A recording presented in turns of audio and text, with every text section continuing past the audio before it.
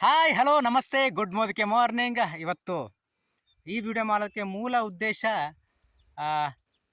ಇವತ್ತು ಕಲಬುರಗಿ ಜಿಲ್ಲೆಯ ವೆಂಕಟಬೇನೂರು ಗ್ರಾಮದಲ್ಲಿದ್ದೀನಿ.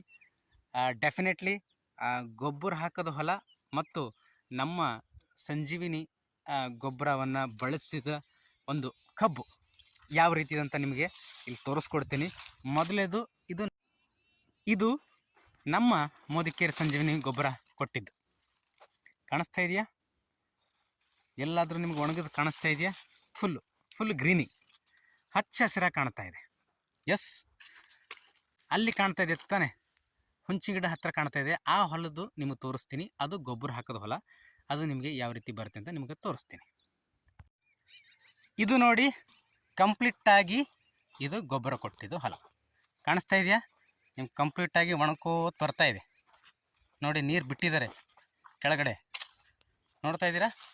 ನೀರು ಬಿಟ್ಟರು ಮೇಲೆ ಪೂರ ಒಣಗಿದೆ. ಏನಕ್ಕಂತ ಹೇಳಿದ್ರೆ ಭೂಮಿಯಲ್ಲಿ ಕಂಪ್ಲೀಟಾಗಿ ಬಿಸಿಲು ಜಾಸ್ತಿ ಇದೆ ಮತ್ತು ಭೂಮಿಯಲ್ಲಿ ಕಂಪ್ಲೀಟಾಗಿ ಉಷ್ಣನೂ ಜಾಸ್ತಿ ಇದೆ. ಅದರ ಮೇಲೆ ನೀವು ಗೊಬ್ಬರ ಚೆಲ್ತೀರಿ ಅಂತ ಹೇಳಿದ್ರೆ ನೀವು ಕಂಪ್ಲೀಟಾಗಿ ಲಾಸ್ ಆಗೋ ಚಾನ್ಸಸ್ ಇರುತ್ತೆ.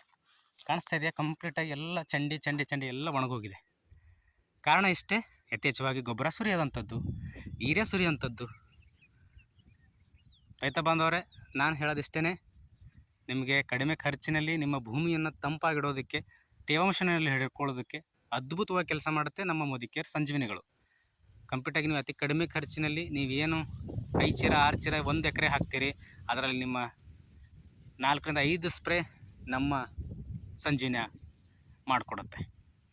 ಸಂಪೂರ್ಣವಾಗಿ ತಿಳ್ಕೊಳ್ಳಿ, ಅದ್ರ ಬಗ್ಗೆ ಅರ್ಥ ಮಾಡ್ಕೊಳ್ಳಿ. ನೀವು ಯೂರಿಯಾ ಗೊಬ್ಬರ ಏನು ಹೊಡಿತೀರಿ ಅದೇ ಕಂಟೆಂಟ್ ಇರುವಂಥದ್ದು, ಹೆಚ್ಚಿನ ಪ್ರಮಾಣದಲ್ಲಿರುವಂತಹ ಕಂಟೆಂಟ್ ಇರುವಂಥ ನಮ್ಮ ಒಂದು ಮೋದಿಕೇರ್ ಸಂಜೀವಿನಿಗಳು. ಅರ್ಥ ಮಾಡ್ಕೊಳ್ಳಿ.